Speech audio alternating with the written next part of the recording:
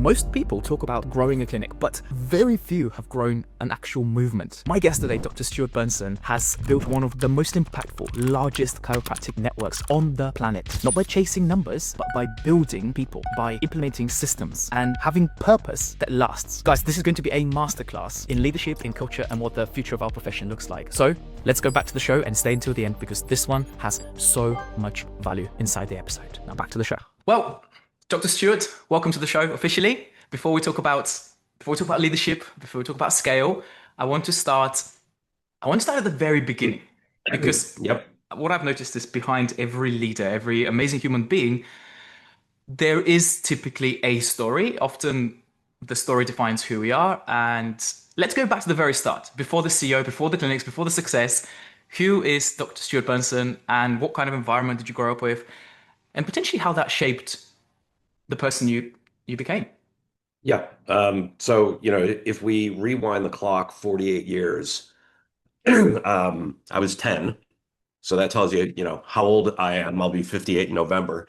If we rewind the clock to when I was 10 years old, I grew up in a working class family. My folks owned restaurants, and my immigrant grandparents lived with us a good part of the year. And I had an immense respect for my grandfather. He was larger than life to me, albeit he was a little man. He didn't speak a lot. English was obviously his second language. And a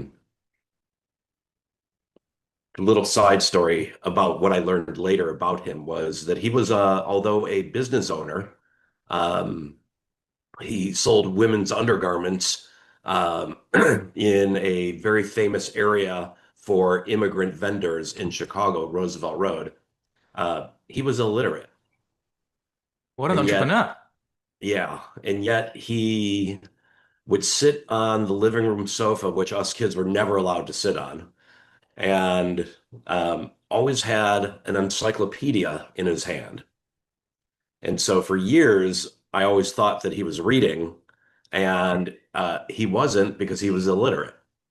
So I'm not quite sure. He might have been thumbing through for photos and things of that sort. Uh, anyway, I digressed. Just had such a great respect for him. One day, I was sitting in the back seat while he was in the front seat. We were waiting for my mother to come out of the restaurant, and he just turned to me and said, "Son, you should be a chiropractor."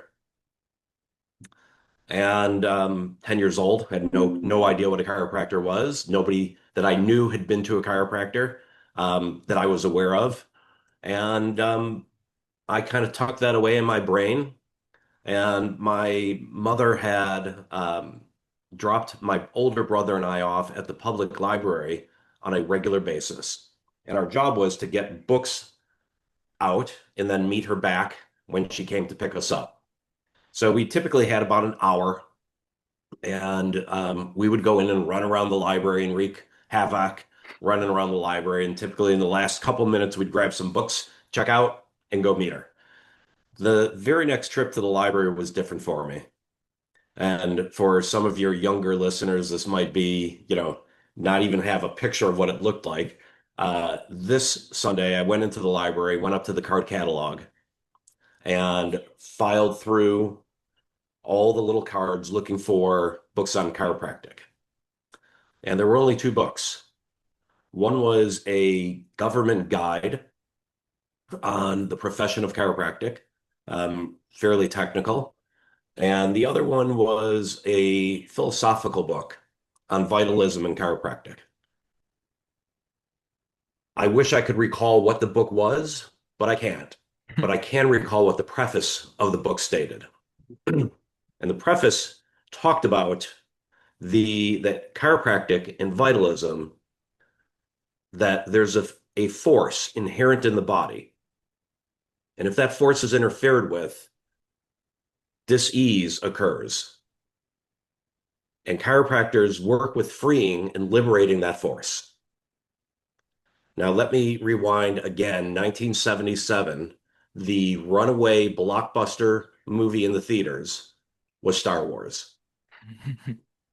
So to a 10-year-old boy, being able to work with the force, I was sold. So I became a chiropractor on that day.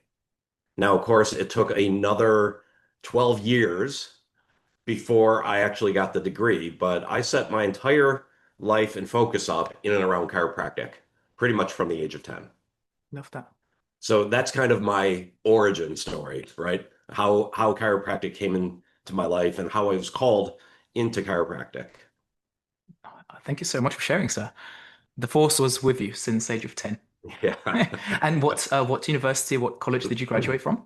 I went to Palmer College. Amazing. And I grew up in the Midwest, and so if I planned on staying local, and so I went to all the Midwest schools, and Palmer was the last school that I visited, and at that time it was 1987 or 88, 1987. Um, I just knew I was in the right place. Great. You walk on campus and you feel the energy of chiropractic when you walk on Palmer's campus. I don't know if that is true today, but back then, all the original buildings were there. The original cafeteria that was once upon open to the public of the Quad Cities and was known for their food. The gardens, a little bit of heaven that BJ Palmer had built for patients to sit in post adjustment that had koi ponds and plants. You felt the history when you walked onto that campus. It was electrifying for a kid who loved the science, art, and philosophy of chiropractic. Amazing. Yeah, thank you so much, sir. Okay, so you graduate, and I know we often talk about success and we often talk about kind of the end product, which has taken many years to refine. But what was the first experience of practicing as a chiropractor for you, bringing you back, a year of Yeah, practice or yeah, 2 years into sure. practice? Yep. So it always amazes me when I have the ability to speak with students and go on chiropractic college campuses and talk with students and hey, graduation's coming. What are your plans? You've got another half a year or another year. And how often I'm met with, I don't know yet. I'm going to wait until I pass my national boards. I wasn't that person. I started planning months and months before graduation. I was relatively young. I was graduated and I was 22 when I graduated and thought that, I had my head down for so long that I would go to Italy and practice. I'd fallen in love with Italy through travel a few years before. And so I went off to Italy and had a couple job opportunities that I sought out. And I got there pre-graduation. I got there and was really disappointed with the opportunity that I was thought I was going to walk into. The three doctors that worked in this clinic system, they were called the static clinics. It was a public-private venture, actually. Interesting. Um, I don't think it exists today. And chiropractic wasn't even licensed back then in Italy. And the three associates that I talked to on separate occasions all told me, don't take this job. It's not worth blah blah blah. So I didn't. I got on a payphone because did not have a mobile phone then. Got on a payphone, called the career office at Palmer College, and spoke to Lois. Lois Peterson was her name, who worked in the career office, and said, "Give me every Palmer alumni that practices in Italy." And I sat there with her, pumping coins into the phone and writing down the names and phone numbers. And I just started calling people and asking them if they had positions. If they didn't, who do you know that might? And it led me to a provider there who'd graduated actually from whatever the UK school was, if I heard it. AECC at the time? Anglo-European College of Anglo, Chiropractic. yes, Yeah, yeah. yeah, yeah, yeah. And set up a job post graduation. And it was about 6 weeks before I was about to leave. I had all my work papers, I had a place to live. And About 6 weeks before, I get a phone call from him stating that the job's still available, but I'm going through some personal issues and I don't know how long I'll be able to employ you. And so I decided not to go. Now, the doctor that I'd been preceptoring for in Chicago had a second practice. It was kind of just a small satellite office. And he was also having some personal challenges and said, I really need to focus on my main practice. You could take over the satellite practice and see my patients, and that will be the cost for the office. You build your own practice as long as you see my patients. You could build your practice there. So I said, great. And I was in business. And this was your first ever official job as a chiropractor. Yes. So you were Yes. chucked in the deep end, as we say in the UK. Yeah. Yeah. It was super interesting. Had a huge ego, grew up in a family business, really thought I understood, you know, business and service and this passion that I had to serve and put my hands on people and transform their lives. And I found out very quickly I didn't have a clue. And I sat in this office, which was in a medical dental building on the sixth floor, down a back hallway. It was probably around 600 square feet, maybe. And I just sat there waiting. I didn't know what to do. I had no clue. Um, and somehow, typical story, it was local to where I grew up. I ran through all my friends and family already, right? I had coerced my friends and family to come in as patients and ran through them. And I didn't know what else to do. I took out a yellow page ad, and, the phone would ring periodically from that. And a salesman, a cable TV advertising salesperson walked in my office, and I thought this was going to be the silver bullet for all of my problems. And I was going to get on cable TV, and people were going to see this ad, and that they were going to come into my office. I called his three referrals that he suggested I call, and all three of them, well, the first two said, do not do this. They haven't produced a single commercial. It's been months. They've had my money. What had me call the third reference after two vehemently opposed references? I'm not quite sure. I think I wanted it to work so bad. I was just looking for a reason to make it work. And this doctor, Kathy Huffnagel, said, "Don't do it. They've never pulled through. They've taken their money, but if what you're looking is to grow your practice, I have my coach standing right here." And she handed the phone over to my future coach, mentor, and best friend at the time, Van Kerrigan. And he suggested we meet, and we did. And I felt deathly ill, but I was not going to miss the meeting. I had flu symptoms, felt like crap, and met him for dinner. I always chuckle now. I watched him drink two or three martinis at dinner, and I was totaling some tea. And he, in that dinner, taught me such invaluable lessons that I had not learned up to that point. And it was very Socratic in his method, right? So he asked me, so, what is it that you want? And Could I you said, could well, you could you define? I love the Socratic method. I love the whole um, Greek origin of how it all started. But in your terms, how do you define it when you speak to people? The whole yeah, I, being I think Socratic about something. I think the easiest way to define it is a series of leading questions to unveil answers and direction, right? And so, by example, he asked, so what would be successful? If we had a relationship, how would we measure success? Question. My answer was, I want to be busier. He goes, great. I will come in with my wife tomorrow and you will have been busier. Is that what you mean? No, I want to be busier. He goes, okay, well, I'll bring my children also. Now you are busier.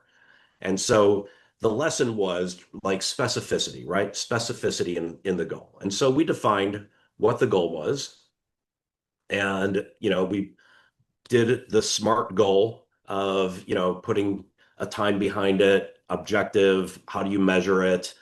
And the final statement or question he asked drove me crazy.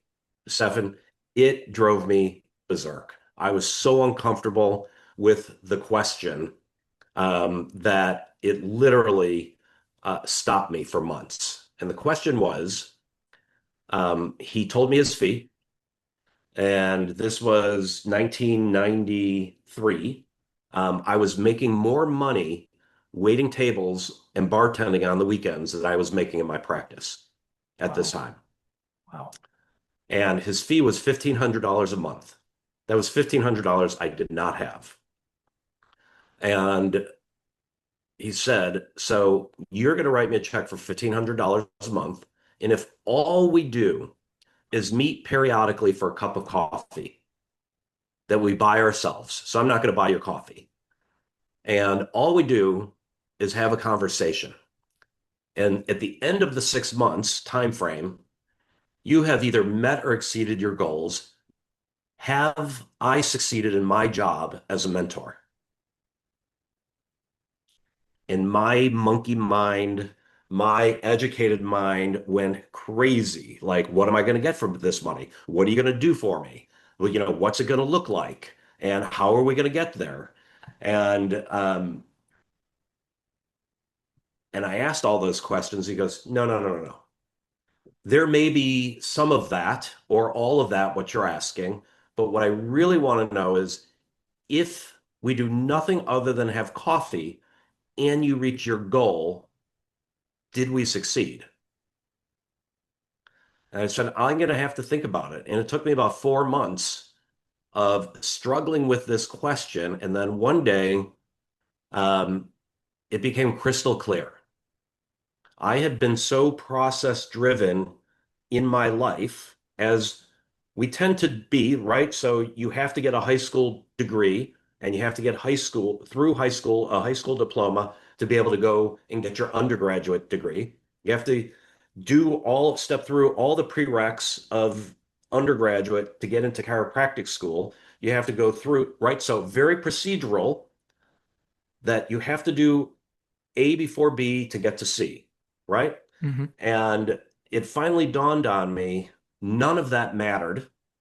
I had gone through all of those steps and none of it mattered because I was more focused on the outcome than the process.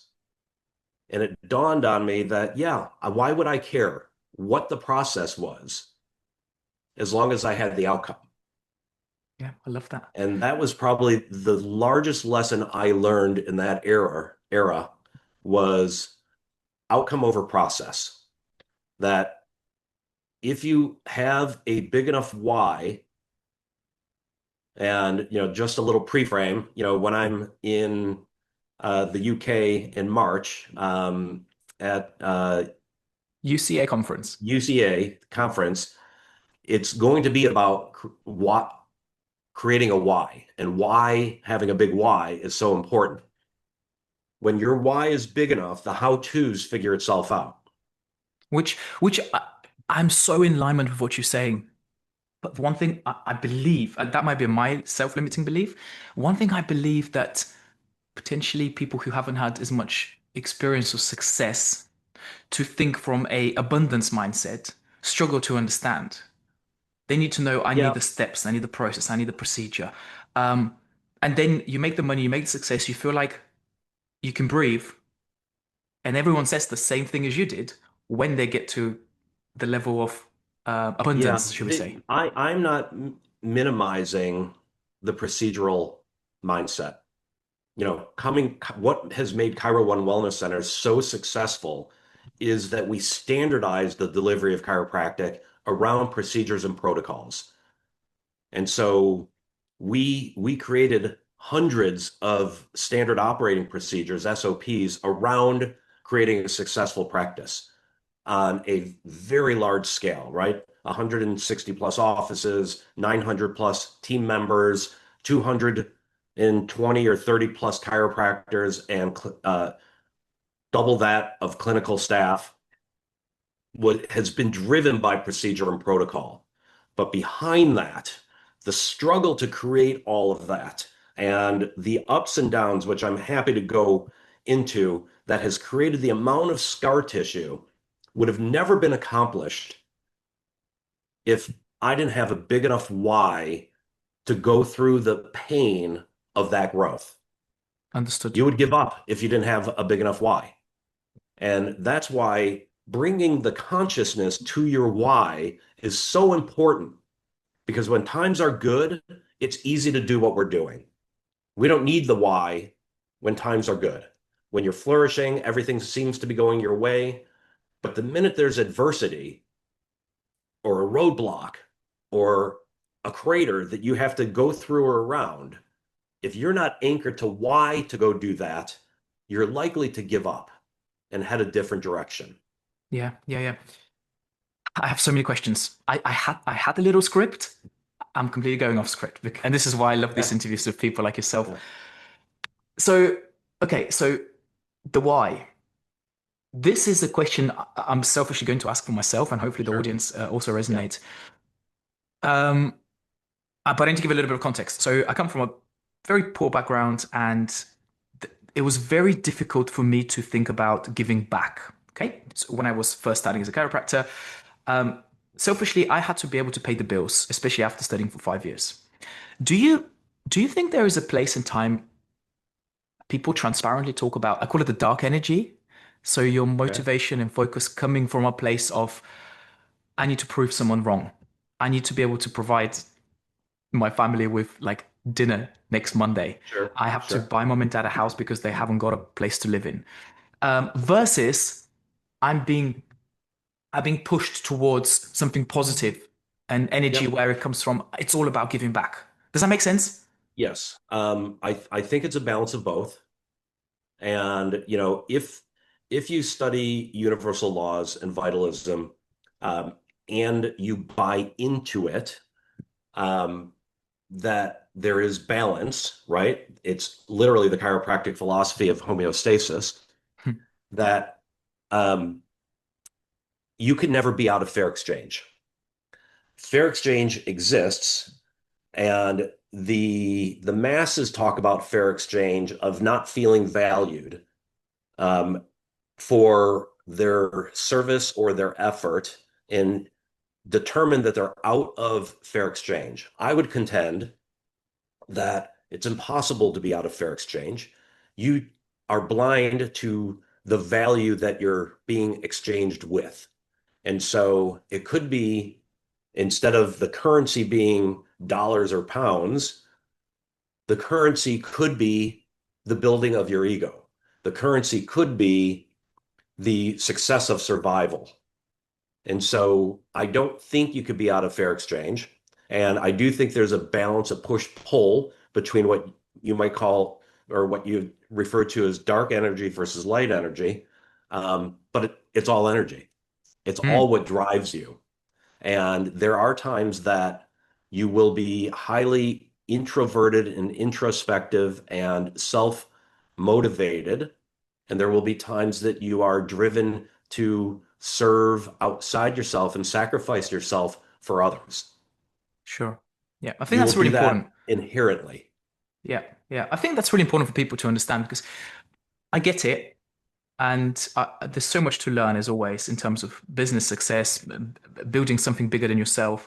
But I think it's difficult when people are just starting their career, and very often they just don't have that guiding principle of, Yeah, let me give you one more example, because I struggled with this in my early years of my professional life. It was 1989, and I had read a book um, called Unlimited Power.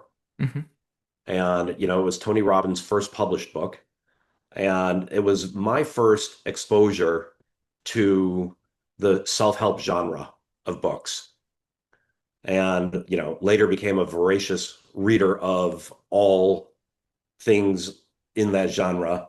But that moment when I read that book, I decided to commit my life to unlocking my fullest potential. In the early years, that showed up as very selfish. And as a matter of fact, I had been told I was in a workshop environment. We'll save the whole story for another time. I was in a workshop environment, and one of the exercises was for the group. You stood up in the front of the room, and the group told you how you show up for them. Now, this is after spending time with them several weeks in workshops. And the number one thing that showed up was arrogance. Interesting. So I'm standing in front of a group, and arrogance was what I was showing up as. And that hit so hard for me when I had spent 3 or 4 years at that time trying to build my full potential and expose it and pull it out of me.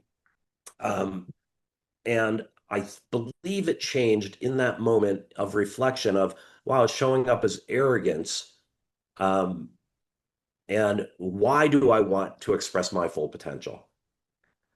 And it later I determined and changed my paradigm to when I express my full potential, it allows others to do the same.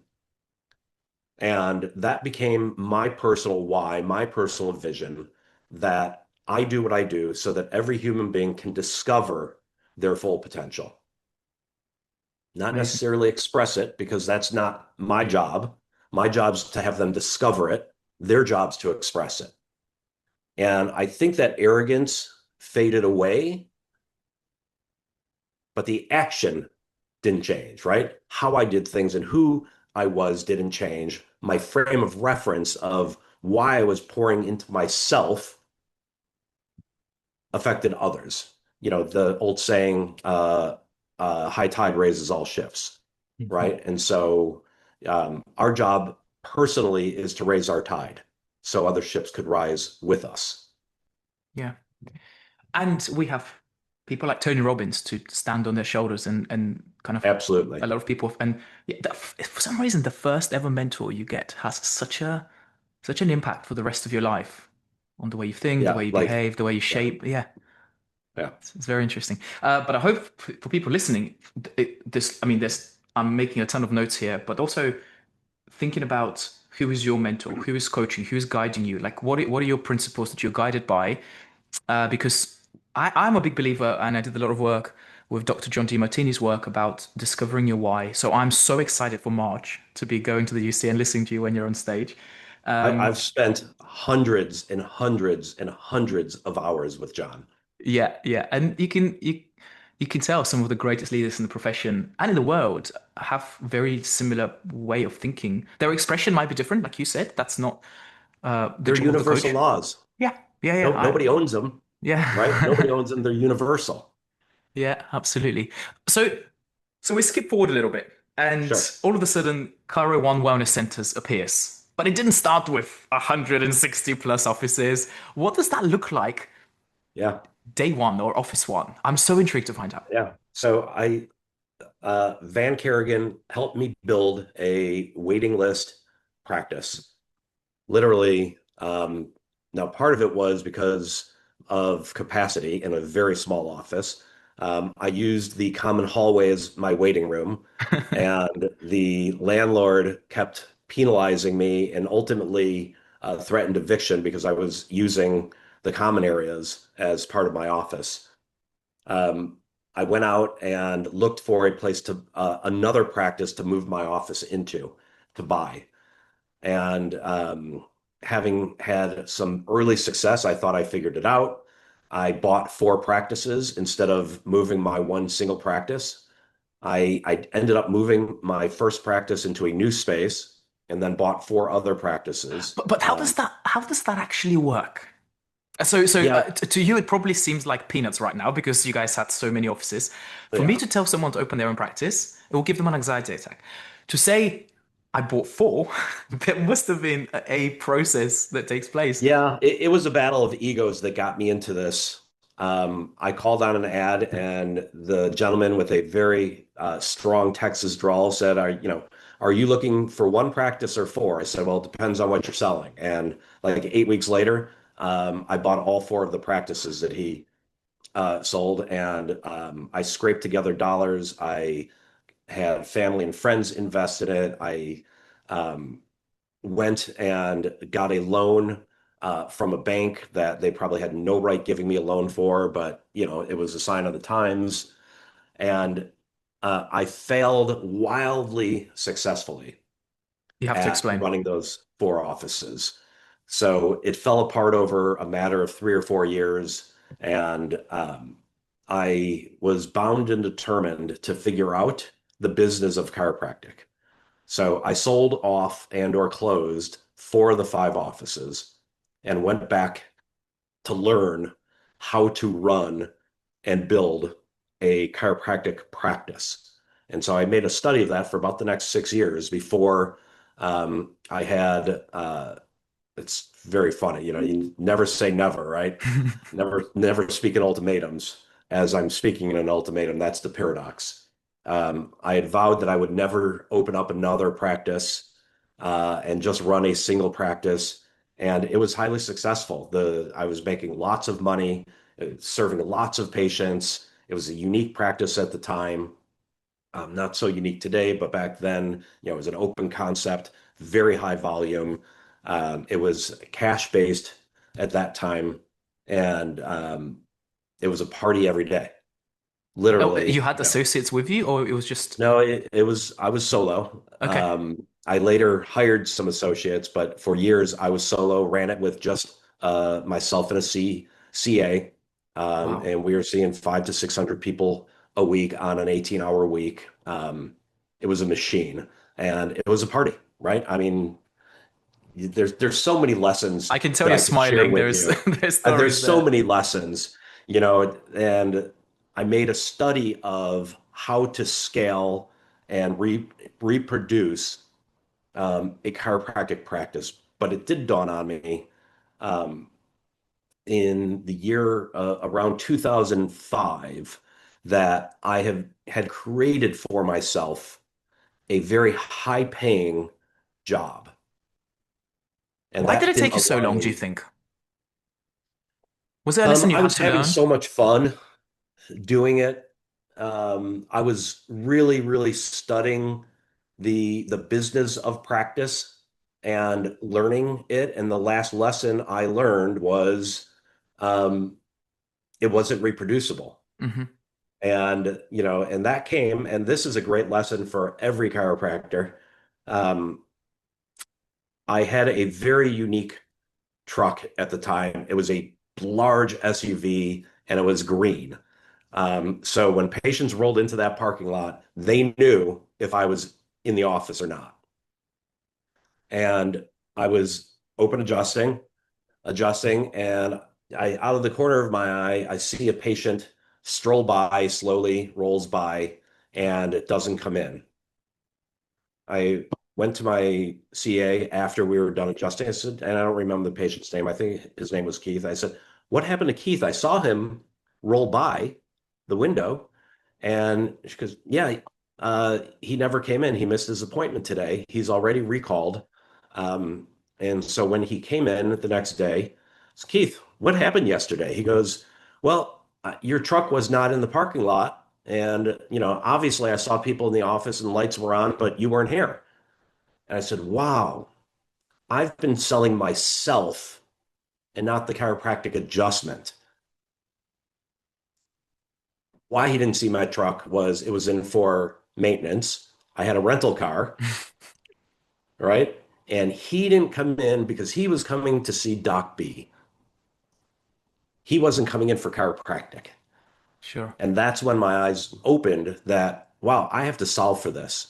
I have to solve for how do you make a practice transferable, and how do you educate patients that they're coming for chiropractic and not the chiropractor? And that was the next thing I went to work on. I love that. And And that's where Chiro One was born out of, because I wanted to work myself out of a job and truly build a business that would run with or without me. And Yeah, that's where we're at today. I love that. That is literally the slogan that we run here in the UK with Practice Peak, which we've had a couple of conversations in the past to a much, Yeah, much, much, much, yeah, much smaller scale. We noticed how I would say, I don't have the data, but I would say 80 to 85%, probably more in clinics in the UK, they don't have a business. yeah. It's a very glorified job, which by the way, it's fine. I'm not trying to, preach. Absolutely nothing wrong with that. No, no, If especially, that's what you want. yeah, yeah. But if you don't know that there is a way or a different way that has bigger impact, bigger scale, and a different game to play, then yeah, I think people like you we need to shout louder. Yeah, just so people know what the opportunities are. Like, I didn't know that I had a job. I thought I was running a business. And so until definition has been brought to it, you are in ignorance and not in choice. And so once you're out of ignorance and educated, and then you're in choice and you choose, no, I'm going to run a lifestyle practice and I'm going to show up every day and uh, create an income stream that supports my lifestyle. Nothing wrong with that, Mm, and thank God for those chiropractors who desire that, because Chiro One wouldn't exist without those providers. And not sure, everybody is an entrepreneur. Not everybody wants to run their own business. By my estimate, it's probably about 10% of professionals that have the desire and or skill sets to build their own business. And that's not a slam. None of us went, I shouldn't say none of us, the vast majority of us don't go to professional school to open up a small business.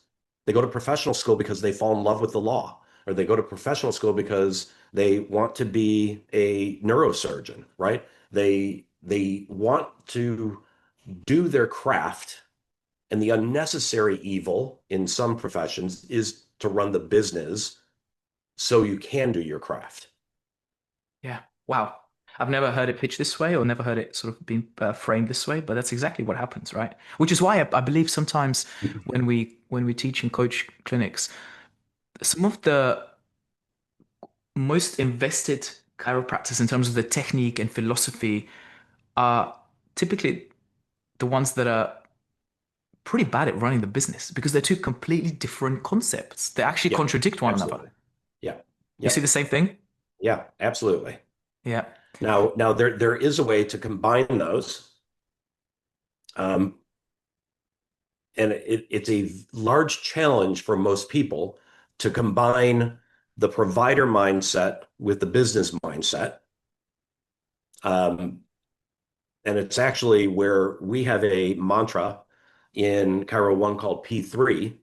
And P3 is the logo around P3 is an equilateral triangle with every corner and every side of the triangle being equal. So it's an equilateral triangle.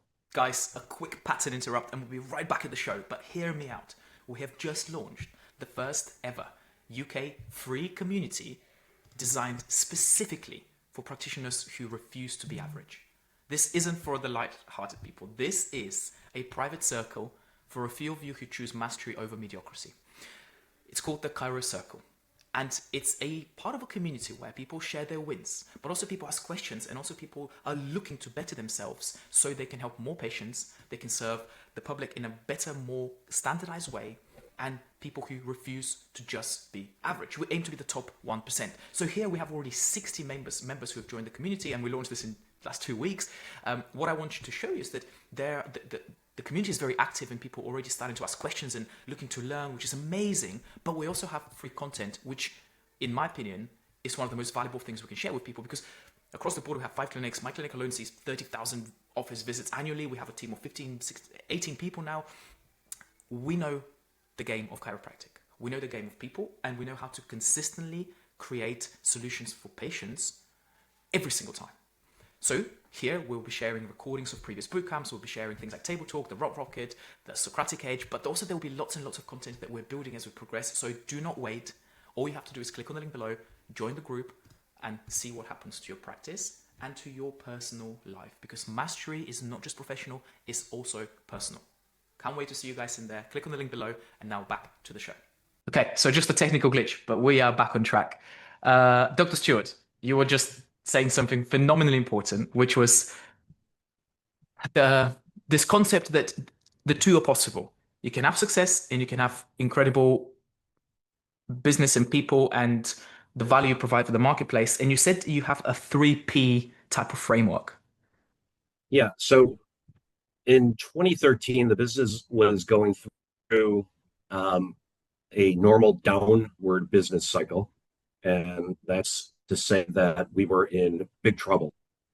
We'd grown too fast, and we were funding the business. Just to kind of quantify what big trouble sounds like, we were funding the business to the tune of around $1 million a month out of our own pockets. So we weren't cash flowing. We'd grown too fast, and we had lost touch with our culture.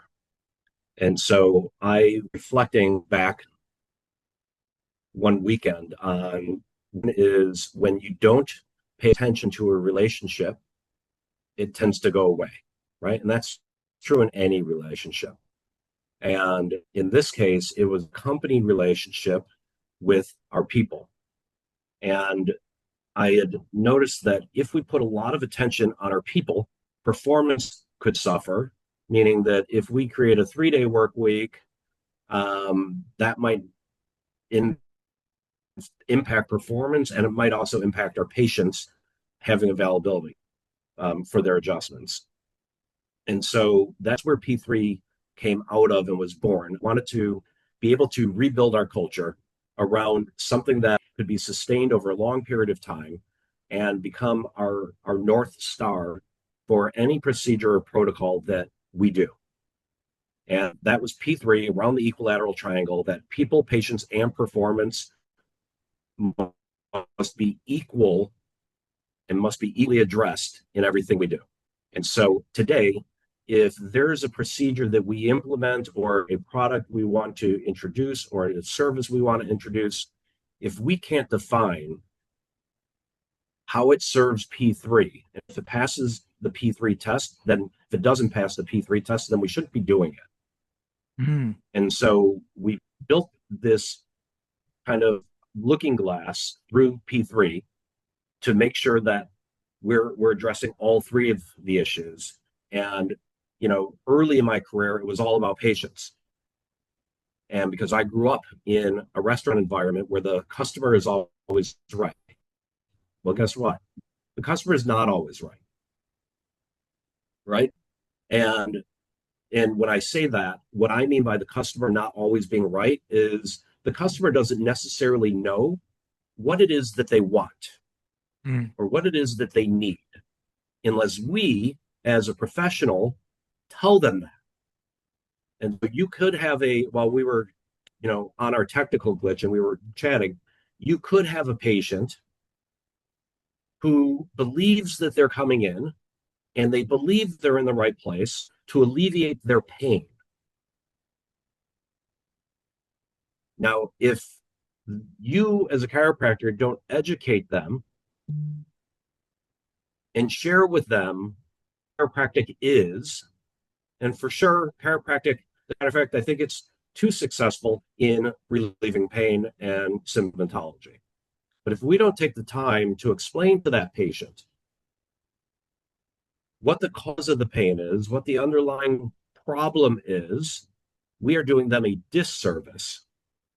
And in P3 is not served in that case. We're giving them what they want versus what they deserve. And so in that case, the customer isn't always right. Now, they obviously have to choose, but it's our job to put them in choice, fully educated, and not in choice out of ignorance. Interesting. I love that. And as a chiropractor, we need to become more and more effective at communicating that into the patient's listening. And so we meet the patient where we're at, right? A patient that has a hot L5 disc with radiculopathy doesn't want to hear about wellness. They don't want to hear about the chiropractic lifestyle. They do want to know that you know how to resolve and correct their problem. And so it's imperative as a chiropractor and then a business owner to create a way to be able to communicate that systematically so your results follow in your business, the results follow with your patient, and the results follow with your people. And what do I mean by that? With the people. So certainly you could see the patient side of that, right? The patient gets the benefit. They not only get out of pain, they learn how their body functions. They learn that there's an underlying cause. They learn that chiropractic's part of the solution to correcting that. And they benefit, greatly in their life from learning that and following through. The performance in your practice certainly grows because you're delivering a high value product and service that people are willing to pay for when they understand the value. And the people in your practice, your team members, are served because they have a continued responsibility to serve and have a job that should have increasing potential as there are more patients to serve. Got you. So yeah, that's really interesting. I love your framing on it. I have a slightly different one that I never knew where I'd taken it from. For me, I call it the winning triangle. Yep. The patients, the clinic, and the team needs to win. And I do believe Yep. it's absolutely possible, which is what creates part of the scaling process. But I prefer yours, performance, people, patience. You could have. Thank you. Okay, I have a question for you. It's actually one of my favorite questions that I like to ask guests. And this one is specifically about chiropractic growth. So Oh, right. Yep. instead of, can you hear me okay? I can. Yeah, you Yeah. froze just for a moment. Instead of asking you what do most chiropractors get wrong about growth, I want to ask you in a different way. What do you think is the one thing that you believe to be true that a lot of people would probably disagree with you on? In and around growth. In around growth, yeah, chiropractic growth. Okay. Restate the question one more time. Allow me a bit of time to think. I like that because it just shows me that it's not I just want you to speak from experience, really.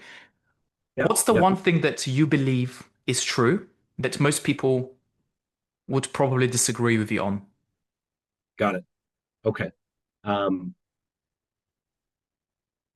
And this came from a mentor of mine, Van Kerrigan, the first mentor I'd mentioned. And I was a young lad when we met, very early in my life, very early in my career and my life. And he was not a chiropractor, by the way. Oh, that's interesting. He was just a gentleman full of life wisdom. If you He was my Socrates. And if you ever read the Dan Millman book, Which one, sorry? Dan Millman, The Way of the Peaceful Warrior. Yes, yes, yes, yes. I listened to an audio a long time ago. Yeah. So in that, Dan had a mentor that he called Socrates. So he was my Socrates from The Way of the Peaceful Warrior. And whatever issue I had, and I still use this today with my people, and it is controversial to them. It's paradoxical, and it's never not even out for me. So whenever I had an issue, personal, professional, his reply would be, go build your practice. Expand on And that. at first, I thought he was speaking to me through the lens of a consultant, going, just go focus on your practice. And after many conversations of, well, how is building my practice going to help my relationship with my spouse, my significant other. And early on, he would just say, just go build your practice. You'll see it will serve your relationship. And what I what became evidently true to me is that he was spot on. And it wasn't practice growth for the sake of building practice. He knew that in order for the practice to grow, I had to grow. In order for me to grow, I had to impact my ability to communicate and to hear and be heard. And most relationships, if not all relationships, fail or exceed on our ability to hear and be heard. Mm-hmm. And so his point of view was use your practice as a laboratory for life. Your practice is not separate from your life, it's part of your life. This bullshit of work-life balance doesn't exist. It never did. You can't separate, you don't have two lives, you have one life. And there is no balance to be sought because there's only one. And so it's impossible to succeed in one area of your life without it having influence on the rest of the areas of your life that you value. Interesting. Now, that is a key piece to this. It's that you value. So when I say balance, a balanced life is bullshit, I really mean how we've been taught about a balanced life, that you could have it all. Guess what? You can't have it all. You could have it all in the areas that you value.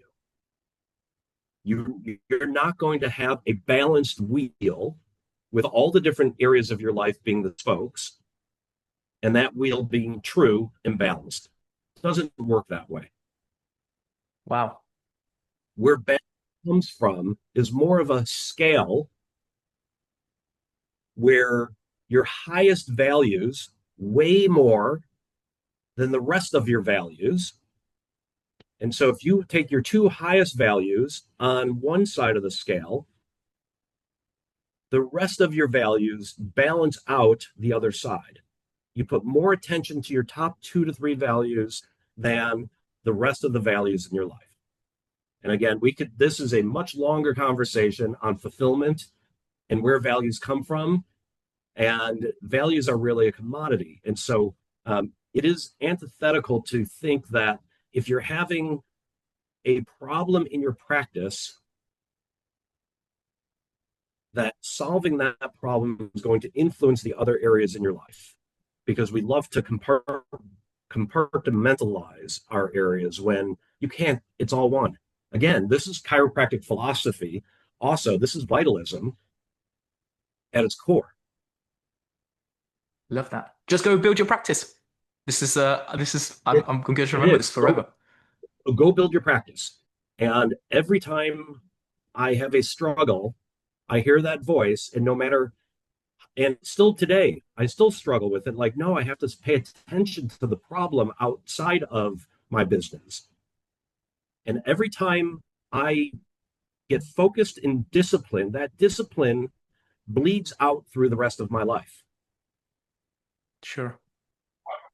And it auto corrects. It becomes homeostatic. It's when we're focused on the things that don't matter, the things that we don't value high, that we are valuing on other people's higher values and not ours, and we sublimate our values to theirs, things go awry. Mm. Which is one of the biggest reasons why I'm very excited about you speaking at the UCA conference, because I think people would have a much more meaningful, successful practice if they started with that why. So, guys, if you're watching or if you're listening to this, we'll be releasing probably a follow-up for this podcast as well, because there's so many more questions. I do have 2 questions I want to ask you before we finish. I know you're short on time. One of them is actually, and by the way, I love the whole concept of work-life balance is BS. I have to pitch it to my wife now What do I say to her? I say to her, it's work-life integration. It gets me in much less trouble when we just travel together and I bring the kids and my wife is like helping with the presentations and the training of the clinicians. It Okay, has to so be. what you did there without knowing it is you took your values and caringly communicated your values through hers. Three types of communication. I know this isn't one of your questions, but I'm going to take the opportunity because you just created something without knowing it. Three types of communication. Careful, which is what I just spoke to, when you sublimate your values to another person's values. So if you said, okay, honey, I'm going to stay home this weekend versus go build my business, you sublimated your values to hers. That leads to resentment to you. That's careful communication. There's careless communication, where you jam your values down the throat of the other person and disrespect what's valuable to them. And you Mm. go, I'm going to do this regardless of what you think. I'm going to go off and do my work regardless of the effect it has on you. And then there's there's caring communication, where you take your values and you communicate them through their values. And that's what you just described. I'm going to go off and do this seminar. I would love for you to join me. We're going to stay at a great hotel, and there's a fantastic spa that I've already set up, a facial for you in the morning. You have a massage in the afternoon, if that's your spouse's value, You're right? describing my If wife right now. right now, how much friction would you have? And the kids could come. They have a nanny that's certified and registered at the hotel. So while you're at the spa, the kids are going to be off at a museum with the nanny, and they're going to come back. We have a beautiful dinner plan for it.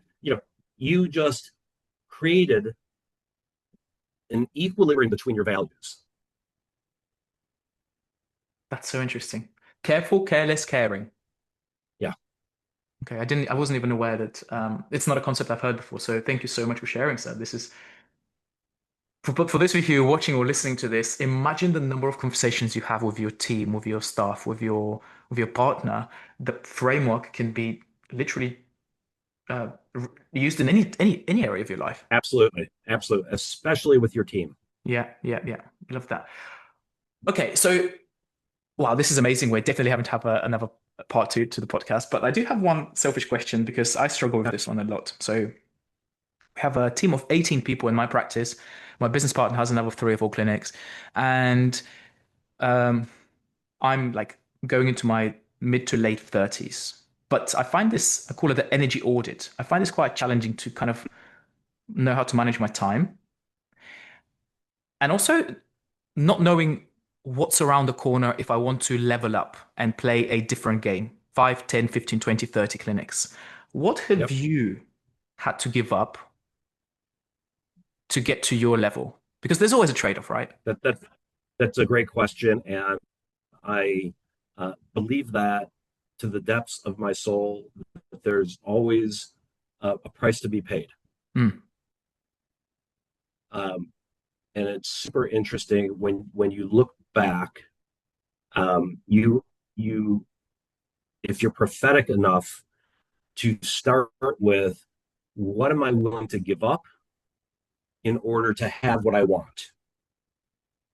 Because we said earlier, I don't think you could have it all now. I don't think you can. I think you could have it all at some time, but based on your hierarchy of values, you're going to put your energy where your highest values are, and your energy is a commodity. You will have unlimited energy when you're on purpose serving your highest values. mm, You will be inspired, and nobody or nothing could stop you.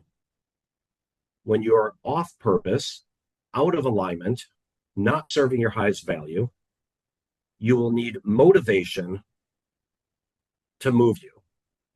That's an external push or pull versus an internal inspired movement. Understood. There's always a price to be paid, though.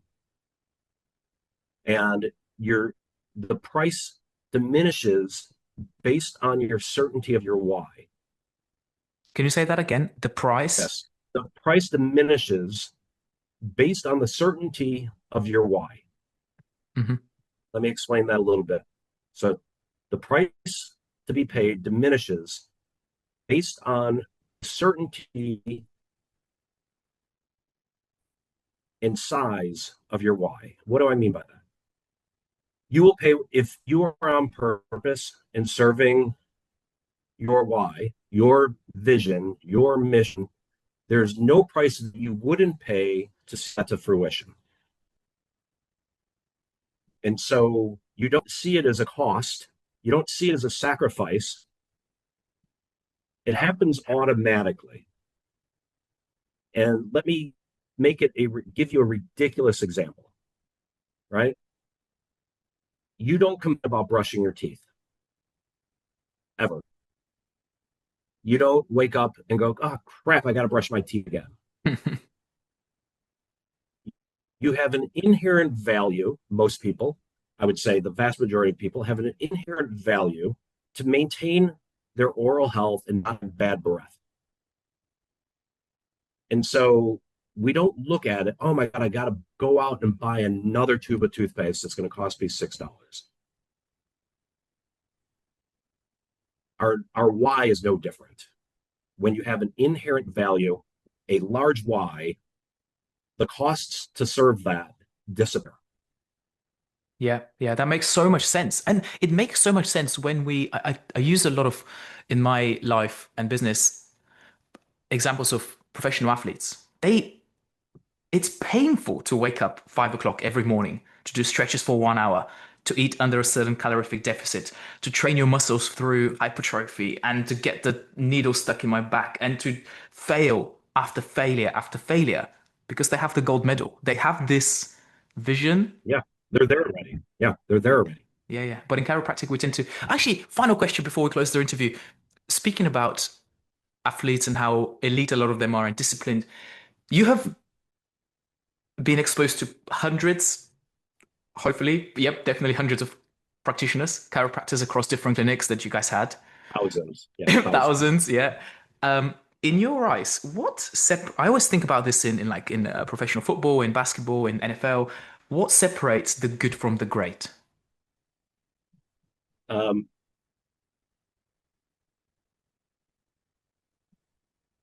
the great don't practice on game day. The great don't practice on game day. No, they play on game day. I think I know what you're trying to say. They practice outside of game day. So they prepare for the game, but they don't practice on game day. By and large, and I was one of them, I remember when Vance asked me, hey, what time do you open up your practice? And at that time, it was 9 o'clock because that was reasonable. And he said, okay, what time do you show up? That's 9 o'clock.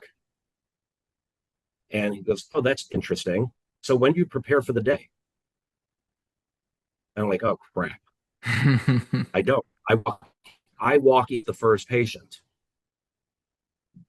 And so, I took that to heart and I practiced harder than anybody I knew around me.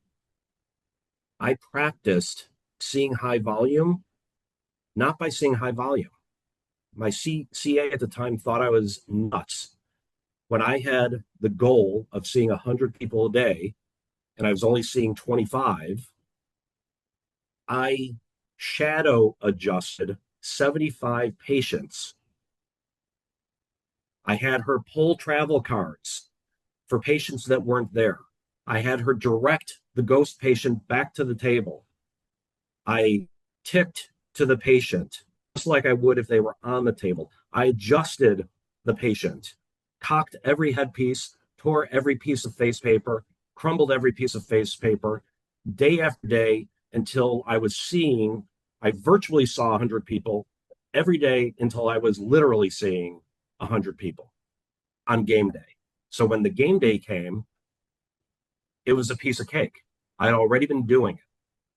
My body, my physiologically, I could do it. Mentally, I could do it. I was prepared to do it. I think that's the biggest difference between good and great in anything that we do. Wow. So this is the perfect message to end. Stuart, thank you so much for today for being so open and generous on their interview. I know you don't do many of these, so I really, really appreciate it and feel like it's a privilege to hear from you firsthand. I personally really enjoyed the conversation. I hope everyone else listening and watching this have enjoyed it too. Not just the business stuff, but you have some amazing life principles and life lessons, in depth, not so superficial. And I know we've just scratched the surface today, so I'm going to say it publicly. There's likely to be a second episode. We'll try to release it before the UCA as well. Yeah, and I want to depart with one final message, and I think it's super relevant to clinicians. Everything I spoke of today, I want to thank you because you created the audience for me to speak into. And there's nothing that I said today that I too did not need to hear. Oh, I love that. And so this isn't a one-way conversation where it's instructional to you and your audience. There is as much value reflected back to me. And I'm, thank you for allowing me to have the audience to also hear the message, because I will knock off this call and reflect on, okay, where do I need to use the disciplines and the instructions and the lessons I just shared with you in my own life. Sure. And so that happens as you're speaking to patients, you're also speaking to yourself. And so if you're not speaking truth to your patients, you're lying to yourself. When you're speaking truth to your patients, you are getting just as much benefit because you also needed to hear that. Amazing. I truly believe that. Amazing. Thank you so much, Stuart. So thank you. Thank you guys for watching this. And I hope, just like me, you've made a ton of valuable notes to reflect back on. Stuart, thank you, sir. And guys, we'll see you next time. Bye-bye.